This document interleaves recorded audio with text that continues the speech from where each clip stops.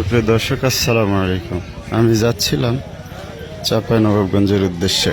হঠাৎ রাস্তাতে এই যে খুব সিরিয়াস একটি দুর্ঘটনা। না ঠিক আছে ভাই, কিভাবে ঘটলো এটা বলেন দেন? মানে কতক্ষণ আগে হলো এটা? 15 মিনিট এখন থেকে। এখন বিকাল 4টা বাজে, শুক্রবার। আপনার হচ্ছে এই কিভাবে, মানে ব্রেক ফেল করে না কোনো অ্যাক্সিডেন্টে? মানে ওই রাস্তা সাইড দিয়ে দিছে ওই টাইমে? আচ্ছা আচ্ছা, এই ট্রাক আসছিল কোথা থেকে বলতে পারবেন? বেল্লামুড় থেকে রাজশাহীর দিকে যাবে না, লোড করে পটুয়াখালী যাবে। পটুয়াখালী। তো সুপ্রিয় দর্শক, তো আপনি শুনতে পারলেন আসলে কিছুক্ষণ আগে এই ঘটনাটি ঘটছে। এই যে মূলত রাস্তা নরম থাকার কারণে বৃষ্টি হচ্ছিল, সাইড দিয়ে দিয়েছে ড্রাইভার, বুঝতে পারেনি, এক চাকা দেবে যায় এবং অবশেষে এটি পানিতে গিয়ে পড়ে।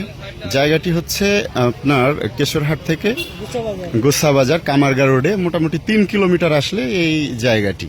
তো এই সকলের উদ্দেশ্যে এটাই বলবো যে আসলে যারা ড্রাইভার, ছোটোখাটো বিষয়গুলো খেয়াল করে রাস্তাতে গাড়ি চালানো, যাতে করে এই ছোট্ট একটি ভুলের কারণে এরকম বড় দুর্ঘটনার কবলে না পড়তে হয়। সকলে ভালো থাকবেন। আসসালামু আলাইকুম।